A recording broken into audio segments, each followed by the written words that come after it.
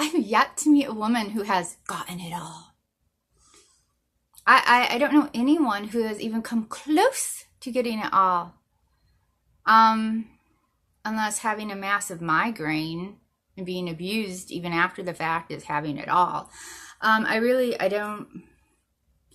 Please, I would love to meet a woman who has it all. I did have a family member. He married this awful woman and she plotted the divorce. She was trying to get it all, but thankfully the judge was like, no. He was not have any of her BS. And she was plotting. I know right from the beginning. I was like, they're going to be divorced in about 12 months or so. And Chris, the rest of my family is like, what the? Why would you say that? Shut up. I'm like, are you hearing what the woman's saying? She's plotting a divorce, and she did. She divorced him. Still an absolute nightmare, but it was great because the judge would not allow her to get away with anything because she's trying to set it up to get alimony.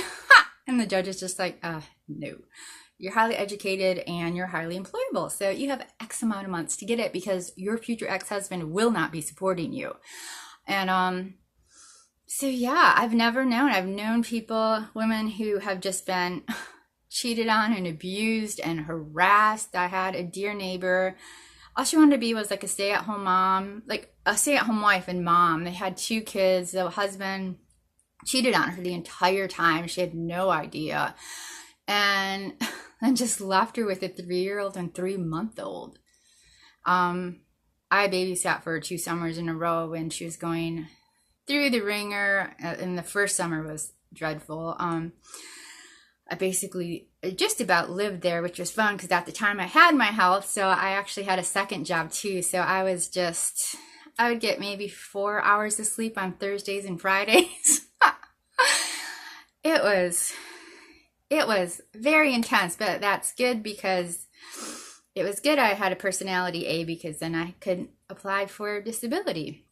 I wouldn't have been able to do that if I didn't push myself. But yeah, it was sad. She had to get a job like immediately. The husband, so disrespectful, was constantly threatening to take the house away from her. And it's just a little petite house, and he had treated her so bad, lied to her all those years. It was just really disgusting. And I mean, he even tried to get me involved with their drama, and then like his future wife, mistress, her like ex-husband was calling and harassing my neighbor, which is just disgusting because she's just the sweetest person. But yeah, and I've known women who have been married to rich guys, and it's just like they're left on food stamps and government housing. I've done government housing. That's not getting it all. That's not living large. Yeah, and as for the stat of like, well, it's all women, because men, like, men really don't, they'll cheat on you. They don't want a divorce. They want the happy quota, like, let me bring you to the family reunion and stuff, and, have the quota. But so they're saying that majority of divorces are initiated by women, but my question is it?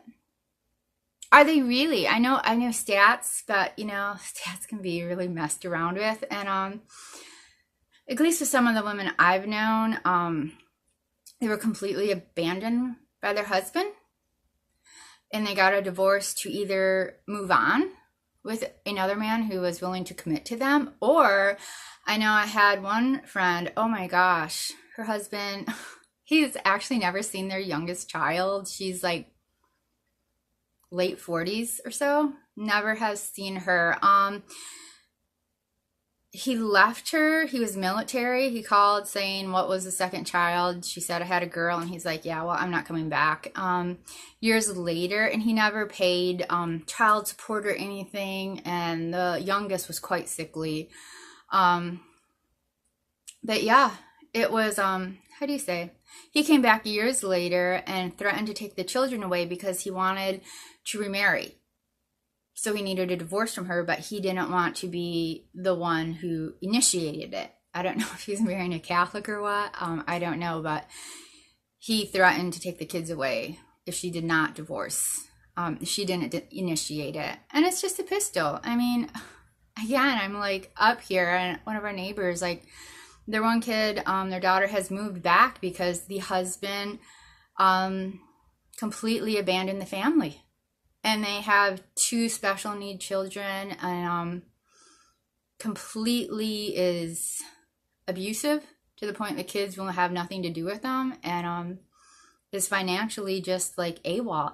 And then like men will get mad about how the system's set up for the women. And I just remind everyone, the majority of power positions in America, both in the government and private sector, are held by men. So it's men who have set up laws to make it so other men can be totally irresponsible, because they know at the end of the day, they can abandon their wife, abandon their children, and they'll get at least some help from the government.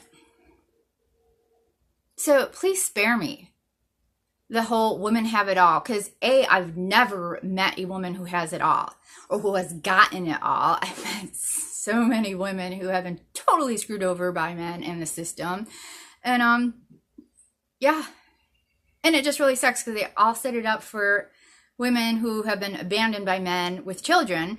So when you actually need help and you don't have children, then you're thoroughly screwed, because the system, America, is really only made to help men not take responsibility for their actions.